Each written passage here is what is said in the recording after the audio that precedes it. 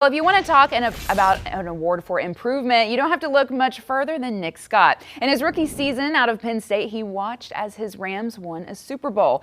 Fast forward 7 years to today, he's gone from backup to a vital starter on Ejiro Evero's defense. And our very own Gabe McDonald caught up with him earlier this week. From a former 7th-round pick to now being in year 7 in the NFL, year 2 here with the Panthers. Nick Scott joining us. Nick, when you think about just this season, really these past couple of years, you came here on a 1-year deal, wasn't sure what your future would be after last season, running it back now again. Just take me through these last couple of years and really how you've been able to see things grow, not only in yourself, but also with this team as a whole, putting things together. Yeah, man, I just, obviously very blessed and fortunate, but I just pride myself on doing my job, doing what's ever asked of me.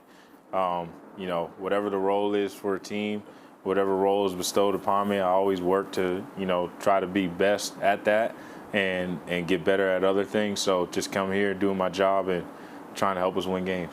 And you're a guy that a lot of people have looked to be a leader on this defense. Really just a lot of people look to your communication, coaches and players as well, on how well you're able to kind of get everybody in place and help them do their jobs as well. How have you seen that role evolve as you've been in this defense for now a number of years? Yeah, just exactly that, man. It's obviously involved. I've obviously played in this defense for a little bit now.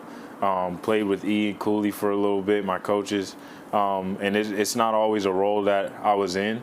A lot of times I was a guy that, had those veteran presences that were doing all that communication and helping get me right. But it became evident to me that I was going to have to grow in that role this year. And I've embraced that role with open arms and just try to put myself in a position each week where not only do I know my job, but I know the guy next to me, so we can make sure we're on the same page. You talk about Coach Evero. You think about a guy that obviously was your position coach in LA, but now a defensive coordinator. How have you seen y'all's relationship grow, and how have you seen him grow as a coach now with a lot more on his plate too? Yeah, man, he's doing a tremendous job. And wherever we were in our career, I think that we always had a tremendous amount of respect for one another.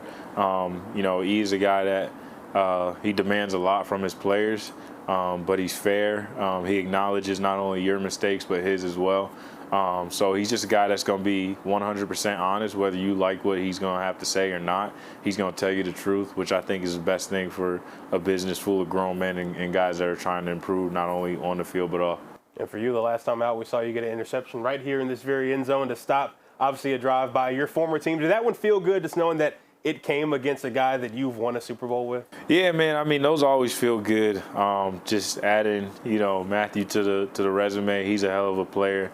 In my opinion, a future Hall of Famer. So anytime you can have a name like that behind an interception, it obviously feels good. But most importantly, we won that football game. We're putting ourselves in a position where, we control our fate these next 4 games. Talk about expectations. I want to go back to a moment earlier in the season, you and Dave coming off the field, talking about you guys expect to win a lot of these games. How did that really develop over time when you think about, just the past several years for this team, trying to get over the hump, and now you guys putting yourself well in position to make the postseason now? Yeah, I just think that comes from just being able to look within and look at the work that you've done. That's a right that's earned. Not everybody can go out in the field and expect to win. It comes from a place of humbleness, right? We're not saying when we expect to win that we just think that we're just better because we are. Right. No, it's because of the work that we put in.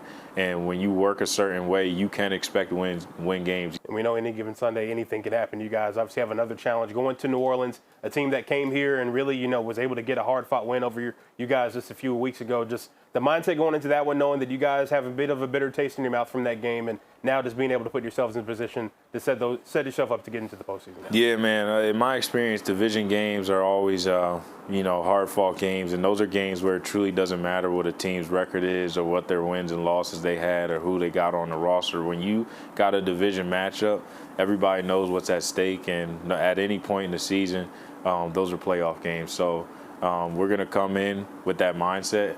We're going to play extremely physical and do whatever we can to get a win. Queen City News Plus. Just search Queen City News on your smart TV's app store.